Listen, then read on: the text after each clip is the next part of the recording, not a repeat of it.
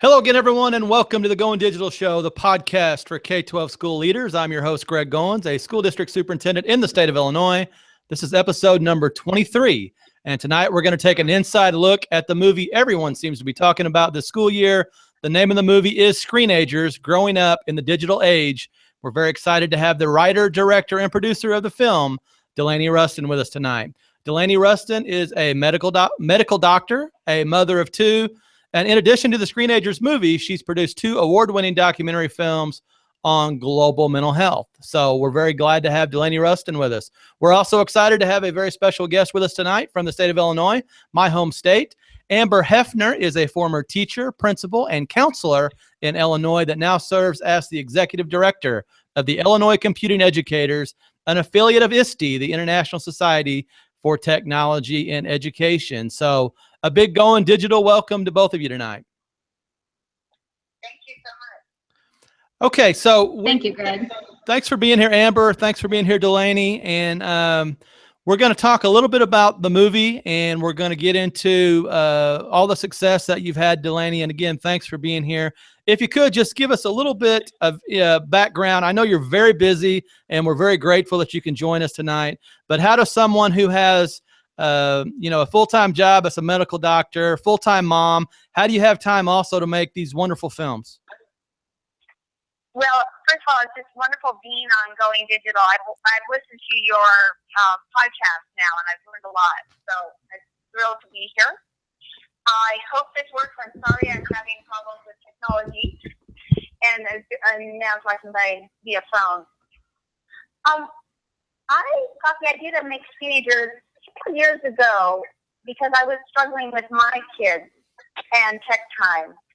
And I luckily was able to work part-time as a physician in underserved communities. And I was seeing in those communities parents and kids really struggling with their kids as well, wanting so much screen time. So I started to think about, gosh, all these families struggling, seeing schools starting to give one-to-one devices. And I started wondering about the impact on children's social, emotional, and academic development. And therefore, I started filming. And I will just say that it's really a film that, to me, looks at 4 main issues. Looks at video games, particularly boys, because the data shows they're playing a lot more video games. Social media, effects on academics, particularly in school, the issue of cell phones, and then the real, actual clinical phenomenon of true addiction around these devices. And those are the main topics that I delved into through stories of people of all different socioeconomic backgrounds, and including my own story.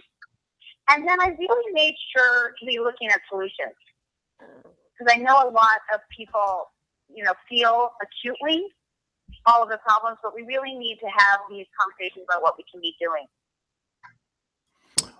Well, great. And I know that you're making the film available to schools and really anyone who has an interest in showing the film throughout the country. What has the general reception been as you take this film across the country?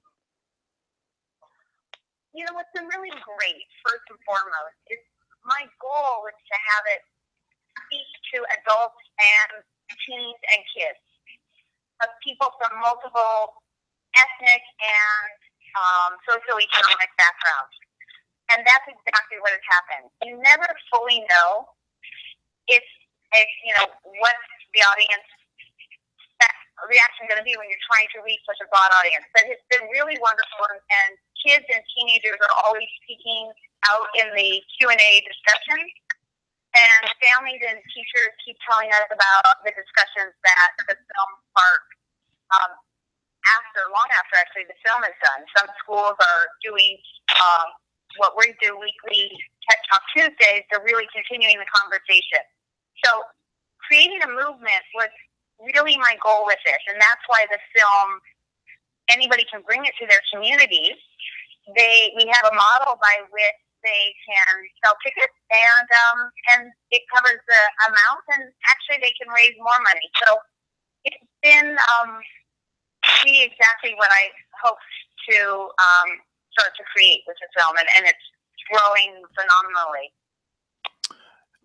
And, Amber, I want to bring you in. Not only are you the executive director of our Illinois Computing Educators Association, and you're working with teachers and administrators on a daily basis, but you also have a counseling background. So you understand the balance that's necessary for engaging students in the classroom, but also thinking about, we're actually referring to it now as an addiction to the screen. So how do we strike that balance? I think that's a great question, Greg. And, Delaney hit it right on target with having discussions with children and opening up those conversations and understanding boundaries. It's very similar to any other issue that, teenagers, young children may have if they are allowed to do something too much. So I think it's finding that balance and making sure, again, that we have those conversations. Those conversations can happen at home with parents. Those conversations can happen at school, in classrooms. And that's really what it comes down to.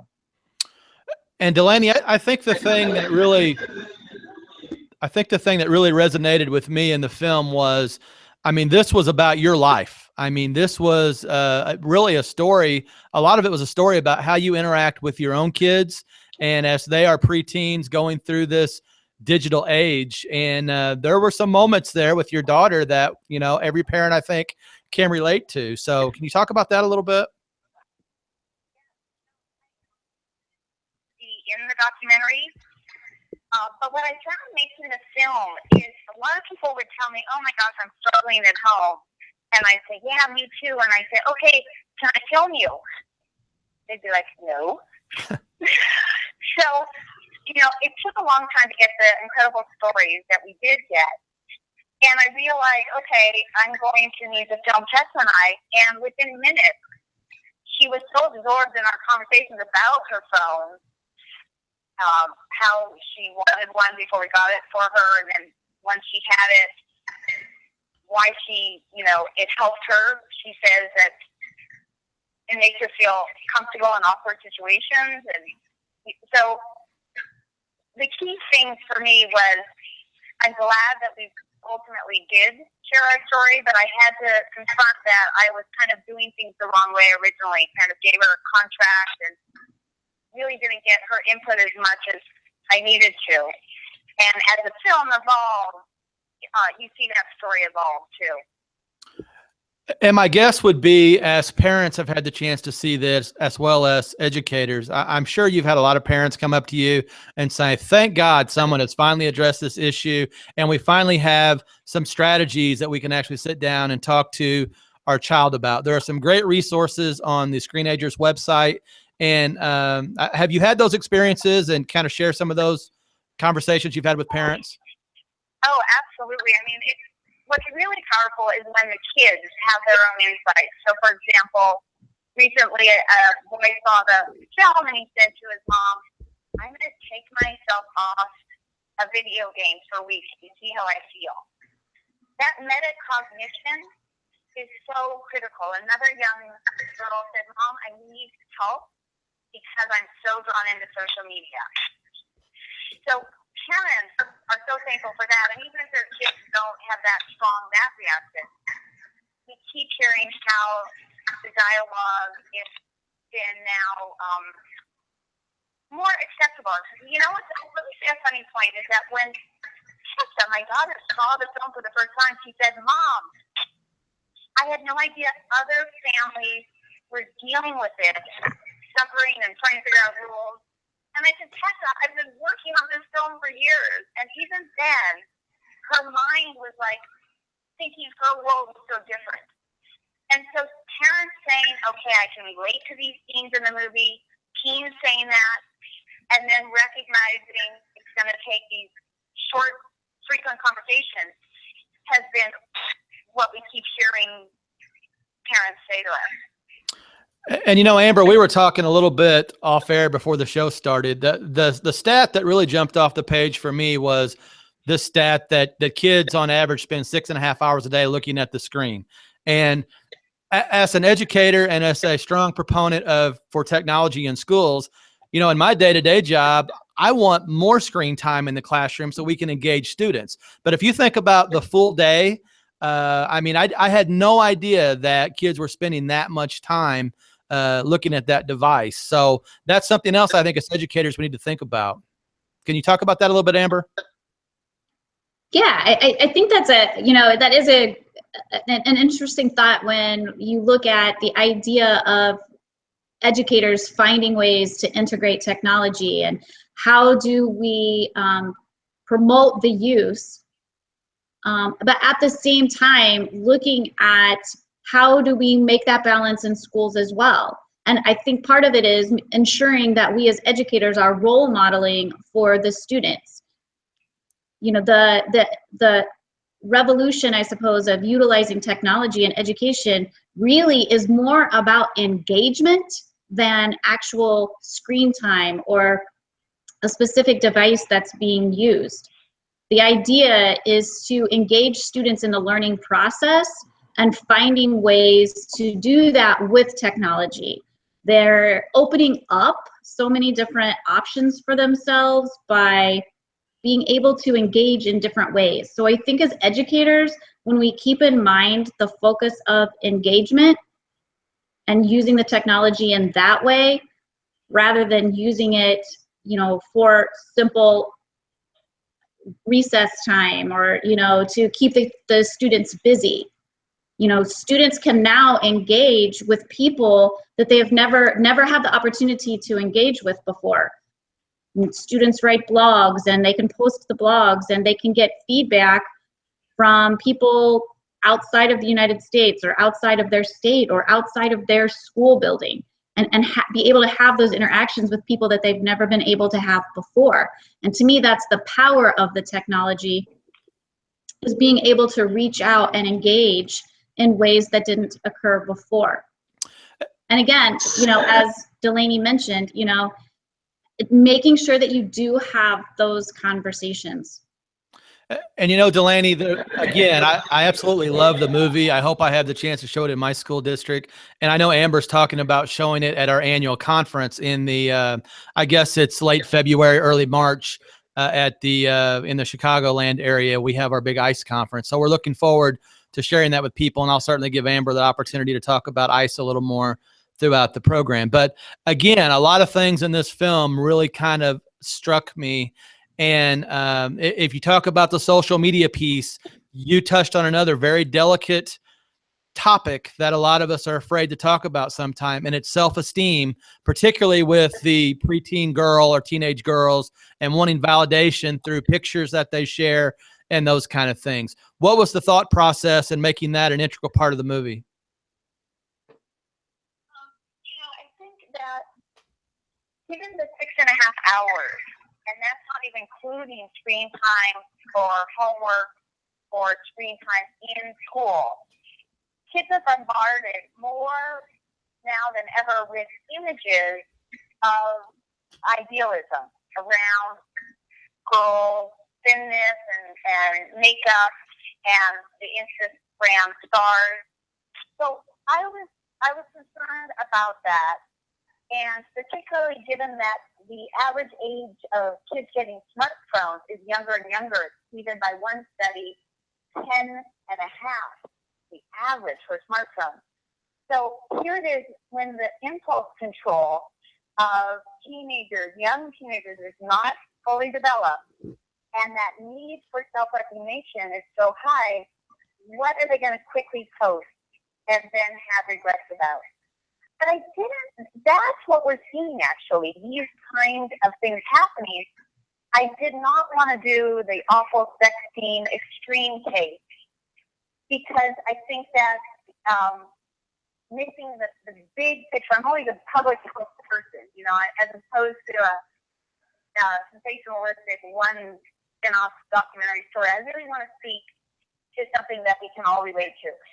So what is the antidote to girls having these impulses. Even my daughter, the other night was in her sports bra, talking with a boy on Snapchat and then also just on FaceTime. And I said, Tessa, is that, where is that revealing of you? And it prompted us to have a discussion of, what feels comfortable and to you, and what do you think that's interpreted as? So I think, he's just starting 9th grade, and these are the important conversations. And I think the key is, for self-esteem, is making sure we have these conversations about, what are you going to think about yourself compared to other people? You're going to get these thoughts. I'm not skinny enough. I'm not that. How are you going to let those thoughts pass and look at yourself in a realistic view? So it's really that kind of approach, and it's so critical now because we get so many of these interviews. And Amber, as someone that has a counseling background and has worked with a lot of schools throughout your career, can you talk about this self-esteem piece and just why it's so important that we make this a priority as we talk about digital citizenship in schools and the proper way to use technology? Yeah, I believe, Delaney did hit it right on target, with advertising. I mean, even when we were younger and growing up, it was advertising on TV, or advertising models in magazines has been an issue, for quite a while, and is exasperated now, with social media and easy access to online information. Definitely something, especially, in the middle school years, as students are finding out who they are as people. And as a school counselor, it was definitely something that I had to, address. And again, it really does come down to building those relationships with students, making sure that they are feeling comfortable with, having a role model, a positive role model, and having someone that they can go to and have conversations with and be able to say, I'm feeling this way, or I'm me, or I don't feel that I'm living up to what I should be living up to. I think that, again, separate from technology, but engaging students, and building those relationships is key to helping deal with some of this as well. And again, I will go back to, as adults, as educators, as parents, we role model for our children, and in school we role model for our students, and making sure that we are not fearful of addressing those issues that need to be addressed. How much media literacy have you guys seen in the school? Can you say that again, Delaney? Well, I'm just wondering, I think now more than ever, we need a call to action to have more media literacy. Right. In schools, and I'm wondering if either of you are seeing a push for that, because I'm not seeing it in the Canada schools and the U.S. schools where I just moved to. Amber, can you talk a little bit about that? The media literacy piece? Yeah, actually, we are looking at, there's a nonprofit organization that I've been in contact with in regards to media literacy specifically.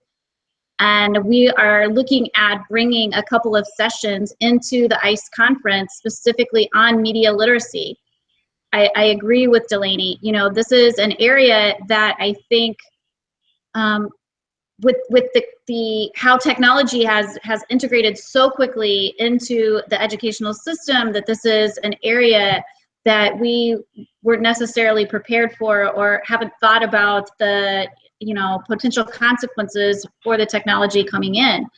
And so that is definitely something that we are looking at, and we are very excited to have Nominally join us at the conference for some sessions on that. So in me to speak for 1 sec? Yeah, Delaney, you're on. Yeah. I think the point for me making Screenagers is that I wanted teenagers and kids to hear science and input, not in a way that they could hear it, and not just hear their parents yelling at them and things like that. And I think the same way as parents that we want to teach our kids how to analyze the messages of the media, I think schools can do that. And I think the more places that they get it, that's where we're going to really help with the self-esteem. So I think that I hope that we will be doing more media literacy, because kids, if they believe that there is a major industry out to kind of dupe them, right? They start to develop that, okay, they're not going to get me. I'm not going to just fall for it. I actually don't need 5 new mascaras and et cetera. So we want to encourage their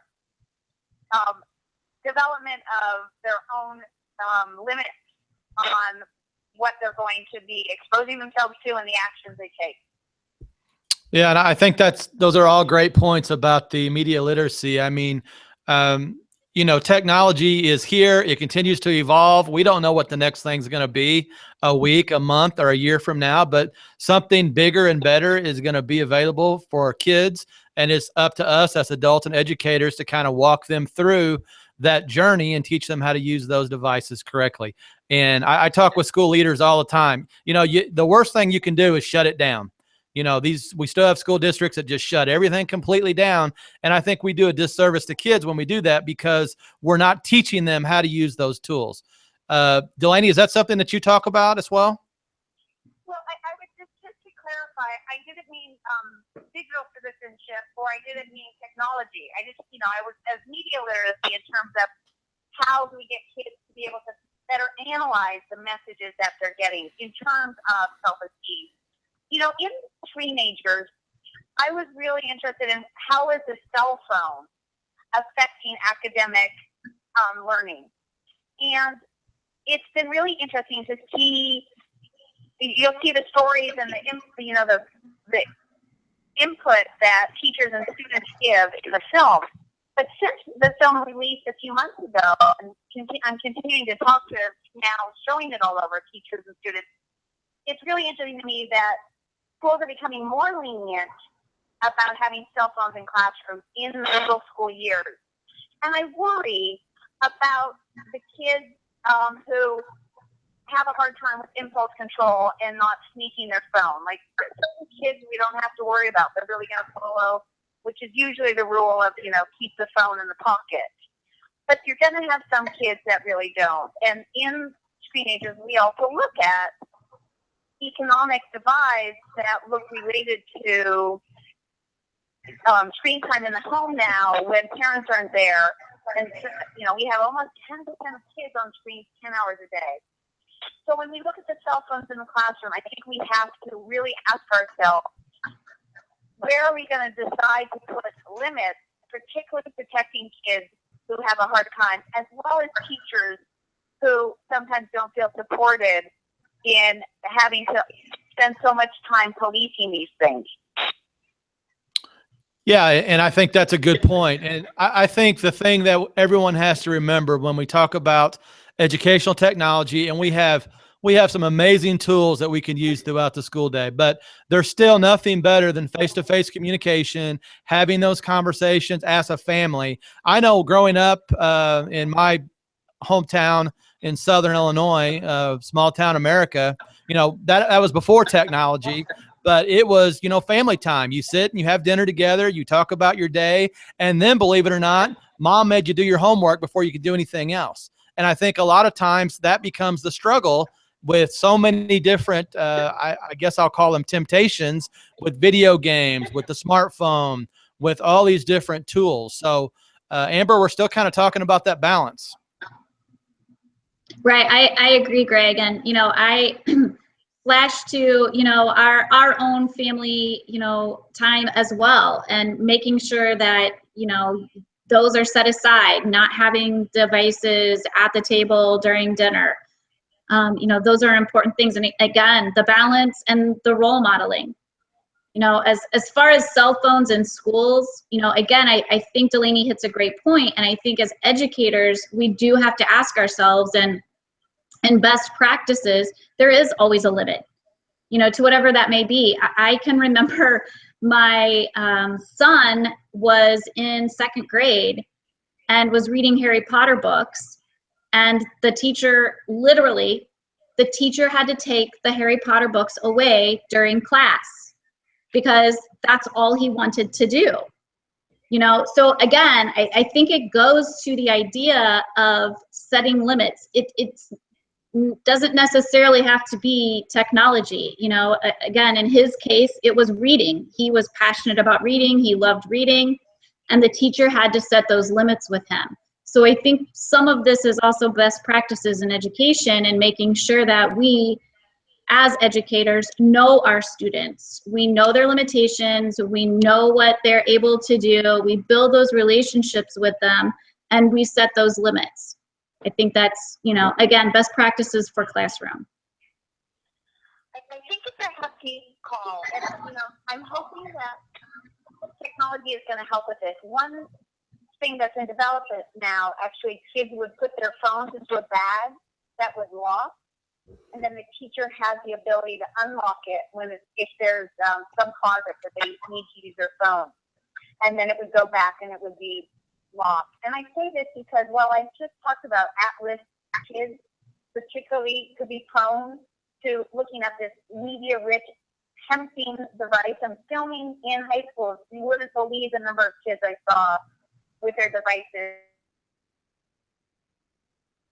At the end of 8th grade, I told her I wanted to call the teachers and ask, you know, what's going on, because we're new to this school district this year. Anything I can do to help? Like, teacher said, well, you know, she's kind of in the back room, because that's where her desk is, and she seems to be on her cell phone most of anyone in the classroom.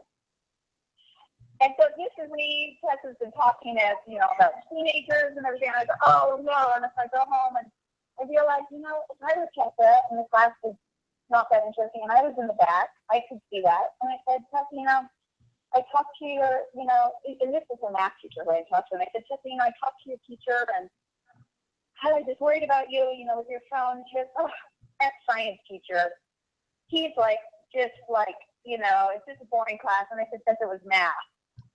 So clearly she was on her phone in both of those different settings. And I think that there's going to really need a call to action, because what I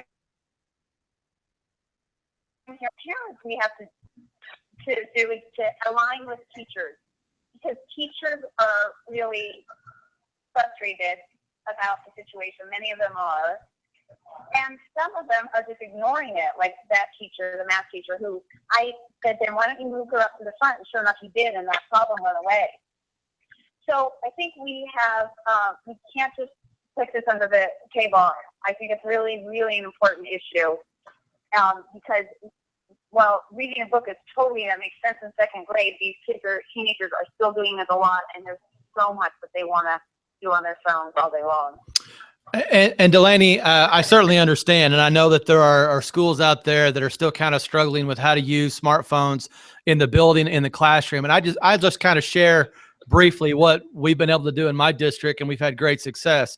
We use a stoplight system, not only in our building, but we also use it in our classrooms. And so it's a traditional: red is stop, yellow is proceed with caution, or in our case, proceed with teacher or adult permission, and then green, you can use your smartphone anytime. So if you walk through our junior high building, as an example, you'll see the stoplights in different locations, and they're either going to be red, yellow, or green. So our students know, you know, how they're able to use the smartphone device. And the same thing works in the classroom. The first thing they do, we're BYOD in our junior high, so they can bring their device, and we actually encourage them to bring their device with them, but they have to put them on their desk face down, and then it's either going to be a green light, a yellow light, or a red light situation based on what the teacher wants to do during that class period. So I think, Amber, if we think about using smartphones as a learning tool, if it's in a structured way, I still think it could be very positive.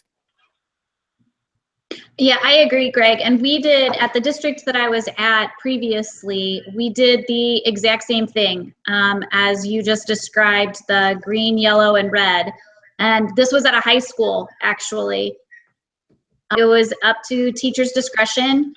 We had areas that were always green, the commons area, and then we had areas, PE locker rooms, restrooms, that were red areas, never allowed in those areas. And then teachers had discretion to utilize red, green, yellow in their classrooms as well. And, again, I think you hit the point of, looking at what is the purpose of using the device. It should always have a purpose, and education in classrooms in particular. And if there's good, sound, reason, researching, engaging activities that are going on, this is a tool that can take students further than they were able to go previously. But again, finding that balance and having those conversations and making sure that students understand when it's available to be used, when it is not, and the consequences. I think that's something that we haven't necessarily talked about. We've talked about some unintended consequences, of frequent technology use, but I don't think that we've necessarily hit on the points of, here's the rules, here's the boundaries we have set. If you're not following them, then there are consequences to that now as well. And, again, best practices in education, best practices in classrooms, if students aren't following the expectations that you've put in place, then, the next step is consequences. So Delaney, what are some of the other strategies that you've talked about or that schools have talked about in your area? Yeah, I would say in terms of the cell phone in the classroom, what's interesting what the film looks at is how to help kids develop self-control. And that science to me is very interesting because it's a better predictor of outcomes in life than is your IQ, and it's more susceptible to the things that they learn on how to develop self-control.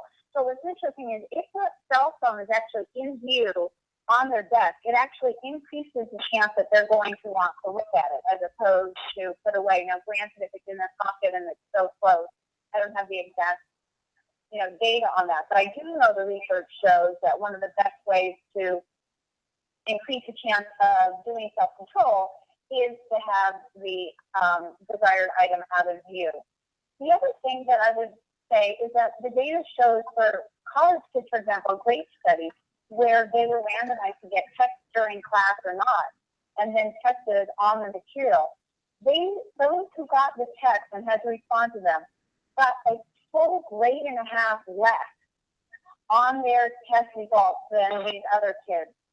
And kids, over half of kids multitask, when they're doing their homework. And that same percentage says they don't think it's affecting their academic work. So this is for us just to be really, I think what we really need to do is bring science that relates to them into the classroom so that we do studies with them about multitasking, for example, or, self-esteem and we talked about showing the pictures and how those people feel. For vital video games, its overall large meta-analysis show increase in aggression, and so we could do tests like that. The other solutions that I would say, there's so many that come up in the film. So I'm just really trying for our conversation today to stay around the school issues. And I think that you're right, Greg, in saying it's all about helping kids to learn how to use devices. But I also think it's super important that we know where kids are developmentally, and are we setting them up for failure? So if we're putting them in classes that, frankly, I hate to say it, they're not as engaging as we would like them to be. They tend to be still lecture-based, unless you're in, some of these really cool private schools that really focus on project-based. Most of the public schools still, a lot of the class time is a lecture. It's really, I worry that we're getting them, they're holding their cell phone, and how could they not want to do their favorite thing, either social media favorite thing, a video game favorite thing, etc. So that's trying to keep this there for, but again, in Screenagers, there's so many other solutions around other issues that families are dealing with it, and getting better at, for example, understanding self-control and how to incorporate kids' views. Final thing I want to say about this is, as you mentioned, Blake, on the Screenagers website, screenagersmovie.com, we have a ton of resources, and people are, I think hundreds now, are doing the Tech Talk Tuesday with us, where we have at the family table, we talk about one particular issue.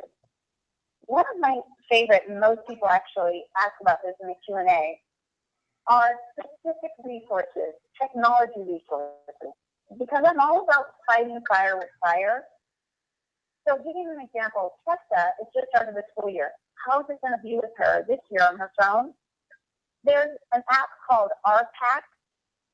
You can find it on our website, and that would turn off for social media apps for the day. So during classroom time, then we're going to say to her, we're going to do this. We're in the midst of having a conversation. We're seeing how the things go. It's only been a few days into school. But on the website, there's all sorts of technology to help so that the parents don't have to be the policemen, that there's ways of having the Wi-Fi and different things go off at different times in different places, or being able to work with the kids better to understand their media use. So I think, anyway, fighting fire with fire, to not be afraid to use technology to help kids to find balance is really important. And I think one of the points that I want to make as we continue to have this conversation about a wonderful film, Screenagers, written, directed, and produced by Delaney Ruston, our guest tonight, is this film is research-based. You spent a lot of time and effort to go out and find some outstanding people that are experts, obviously, in their field. And I know that was important to you to go out and have those folks as part of the message that you wanted to spread. So I guess my question is twofold. How did you decide on who you wanted to go to specifically? And I guess the second question is, what was that process like as you started to kind of put the puzzle together? Well, I definitely filmed many more researchers, authors, thought leaders than made it into the film. And part of it is I really didn't want to do things that we had already kind of heard a lot about, multicasting, or some of that. I just would include one key point about it, or I wanted to include really cutting-edge research, such as the fact that a new study just published in Nature was when they exposed young mice to screens to mimic the screen time that kids are experiencing. And they compared that to baby mice that weren't exposed to this screen time. And then they had them run through mazes. And the ones that didn't have that exposure to screen time learned the maze 3 times faster. But what was fascinating is that when they dissected, they actually used a tracer, to count the number of brain cells in the learning center of these mice, they were significantly reduced in those mice exposed to screens. We don't know what this translates to humans, but we need to be aware that the brain is so malleable during the first 20 years that, it's 6.5 hours a day, and now we're getting more and more during the school day. It's a call to action to go, you know what, can't just not have screen time at dinner time. We're going to need to work harder and make sure that we have significant time out of screen time. So anyway, I have to agree with you. I love the thought leaders that are in the film, and on our website we have a lot of them, Simon Sinek and Peggy Ornstein. They're all there. You can find them and links to their tremendous work. And Amber, as we think a little bit about the research part of this, I know your organization does a lot of work working with teachers and providing professional development.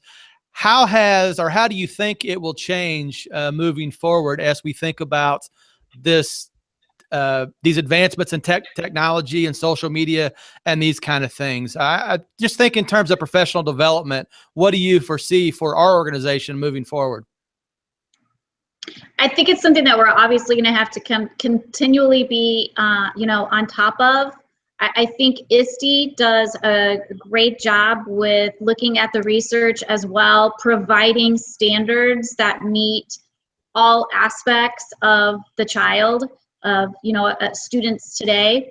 And, I think in the education world, we're kind of used to things consistently changing. And having to prepare ourselves and, look beyond and try to plan beyond. As we have been talking for how long about 21st century skills that our students need to have, and it's 2016. So, I think when we look at offering professional development, obviously we want to give educators the foundation of what they need to have best practices in a classroom, but in addition, and maybe a big part of it is just my counseling background, as well, but I think that continually in education, we need to be focusing on engaging students in whatever way it is that, meets their needs as an individual student. For some, that could be reading, for some that could be writing, for some it's math, but focusing on the individual student and finding ways to, again, build those relationships with them, because those are the foundation of being able to have a confident student and being able to teach the skills that you need. So as we move forward with professional development, I think if we keep those things in mind, the technology that comes or the new things that come, we'll be able to learn about them ourselves and be able to focus on what we need to give teachers. But I think that we always need to focus on meeting individual student needs and building those relationships with students as a foundation. And Delaney, as we circle back a little bit to the actual writing, directing, and producing the documentary, are there, obviously, if you go to the cutting room floor, were there things that you left out that you wish you could have been part of the film? Or talk about that process a little bit with us. There's so much. I mean, just last night I was looking at footage because I wanted to include inappropriate material. The fact that kids are seeing things now in a way they never did before. And I was just reviewing one of the experts, a wonderful woman, talking about how to talk to kids about these issues. And I'm really thinking of, on the Screenagers Movie Facebook, often I will put clips of some of the stuff that didn't make it into the film. And I think that's a great way to keep the conversation going. I would say one thing that, because I have the ear right now of educators, and I think this is so important, is when we look at the data, it turns out when we look at what kids are doing on screen, 30% is communication, 30% interactive, like video games, 30% passive TV shows, for example, and only 3% is content creation. And I've been really impressed with my kids at Seattle and then here in New York. Never have they gotten a homework assignment to do something like on GarageBand or, making a movie. Sometimes they'll do that in class, a little bit of that. But they're talking about all this creativeness that can happen with technology. This week I was in Austin showing the film, and my favorite part of doing this is talking to the kids and the teenagers beforehand. And I asked them about in their school, and they were all doing one-to-one was just happening, and I asked about their homework. And last year, again, they could not think of a creative project in school or out of school that they were really excited with the technology. So to me, engaging kids is so important. How we're going to do it with technology, I still am eager to see it. And that's why this conversation is so important. The final point I'll say is we took the film, it's shown at, it's so many different offices, corporations at lunchtime, because parents all over are dealing with these issues. So it's shown at Microsoft and Starbucks and, Google. Anyway, we showed it at Pixar, and the guy said, our hardest part is not getting programmers for computers.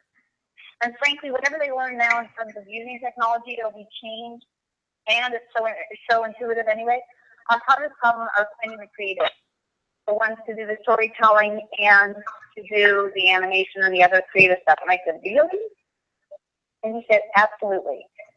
So that keeps going in my head, and I keep just being so excited to be working with families, teachers, to bring the film and to not have one-off. I hate when we just do like an anti-bullying and it's the one thing. And same for the viewing of Screenagers.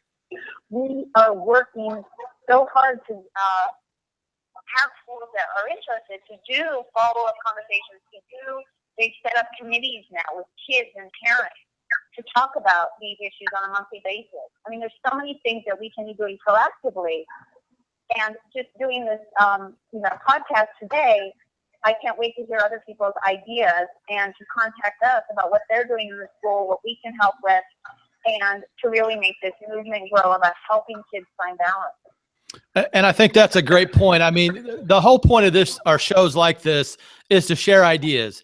And when you talk about content creation, and maybe we do need to provide more suggestions or ideas or things that teachers listening and administrators out there can think about. So you have two educators here, Amber, the both of us.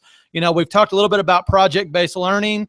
We know kids are creating things with graphic design. There are free programs out there like Canva that you can easily create graphics. I know we have kids doing some podcasting. There are some wonderful apps out there. But Amber, what are some suggestions that maybe come off the top of your head that we can share with teachers tonight? I think you just listed, quite a few, Greg, that are great ideas. Coding in the classroom, I think, definitely allows for creativity. The apps that Delaney happened to mention, I do know of districts that are using GarageBand and, allowing students to have that creative aspect to their learning. I know that today my son's district just tweeted out about how they were creating actually things that they were interested in and how it related to them and self-esteem using eSpark. So I think that there is great tools out there, and I, as we're building the program for our conference right now, I mean, we have had almost 300 submissions for workshops, poster sessions, and breakout sessions. And as I look at those and I read through them, it's so exciting to see what these educators are doing and literally so many of them are about, like you said, Greg, the tools that they're using, but the bottom line is continuing to be, how am I engaging students? How am I, getting them these skills that they're going to need beyond school? Once they graduate, Delaney's exactly right. Creativity is an area, that professionals are looking for in hiring. And I think too, again, when I was going through school, what did I do necessarily that was above and beyond, or what was I allowed to create? And I'm not sure that I can think of something, off the top of my head. So I think it's, again, as we focus on our ICE conference this year, our theme is learn, do, iterate. And we want to do the same thing with our teachers, with our educators, with our administrators. So we want to role model our conference and looking at what are we learning, how are we doing this, and let's review what we're doing and seeing if this is a best practice and if it's having the impact that we truly want to have on students. Yeah, and I think that, go ahead, Delaney. No, and I would say that I just want to make sure that when we talk about modeling too, as schools, we don't model that the answer to everything is more screen time. At my son's high school, they have 3 TV monitors going at lunchtime. And then in classroom, increased screen time. I worry that the future could be a belief that kids, and make it, gamify it, make it fun. We know it's stimulating and creating, these lights up in the reward center of the brain, this activity. I hope that we don't sacrifice teachers and just get virtual reality kind of total screen time as, the future. That's what I really hope. I just wanted to say that. And as we come to the end of the hour, I want to thank everyone for watching live tonight on the Teach Cal Network. Remember, you can go back and watch episodes of the Goin Digital Show on YouTube, and also be looking for this episode and other episodes on iTunes and Stitcher. But as we wrap it up, I want to tell my friends and colleagues out there in K-12 education, you certainly want to check out the Screenagers website. And if you can, you want to bring that film to your district and have a showing. And if you contact Delaney, I'm sure she'll interact with you. And if you're lucky, she might even come on site for a Q&A. And I know you've been doing that, Delaney. So we certainly appreciate all the work you've been doing. So as we wrap up, Delaney, we'll start with you. If you can just give us a closing thought and maybe how we can connect with you. Doing Screenagers and connecting with teachers, administration, thinking about ways we can work together has been the best part of it. That's why it's really mainly screening at schools, bringing together kids, teachers, educators, and that's what I love, the exchange of ideas. And I just think the key for me in making a film was not at all to say technology is bad and just get rid of it, but how do we all work together to find balance? And I'm just so thrilled that that's how the film strikes people, even teenagers, right, who are so sensitive and worried we're going to take it all away, see the film, and they go, oh, okay, I see things in a new light. So that's all I want to say. If people go to Screenagersmovie.com, they can see how they can, if it's screening in the area, or they can bring it to their school or church or work or community. But most of all, I'd love to hear from people. And they can email me directly at DelaneysRuston@gmail. Ideas from this show will be wonderful. Thank you, so much, Greg and Amber. Well, thank you for being here. And I think it's an amazing film, and it's made school leaders like myself really sit back and think about what we're doing as we talk about technology and kids. And I mean, let's be honest, it's tough to be a kid today in the 21st century. I mean, I couldn't imagine living in this kind of world where they have so many choices to make at such a young age. So thank you, Delaney, for all you're doing to bring awareness to what those kids are dealing with. Amber, can you give us a few closing thoughts? Absolutely. And I echo your thoughts, Greg, exactly. I think the point being an awareness, and perceptions, how do we perceive as an adult what students are doing, and how do students perceive as well. And I think those are very important conversations to have. And I appreciate you being on here. Nice work on the film, Delaney. Again, I think an awareness and understanding perceptions is incredibly important to what we all do every day, working with students and being in education. So I thank you for that. As far as reaching out to me, please feel free to reach out to me via email, aheffner@iceberg.org, on Twitter at Amber_Heffner, follow ICE on Twitter at ICE_IL. And we are here to provide support and assist educators in the state of Illinois in any way that we can. And we want you, if you're in the Illinois area, we want you at the ICE conference. It is one of the best conferences I've attended.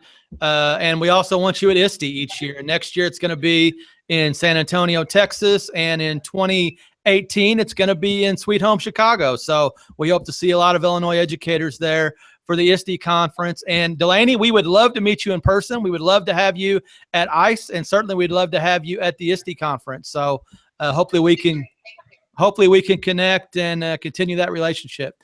So for Amber Heffner and Delaney Ruston, this has been episode 23. Tonight we've talked about the Screenagers movie, so be sure to connect with both these folks on Twitter. I'm sure they would love to interact with you.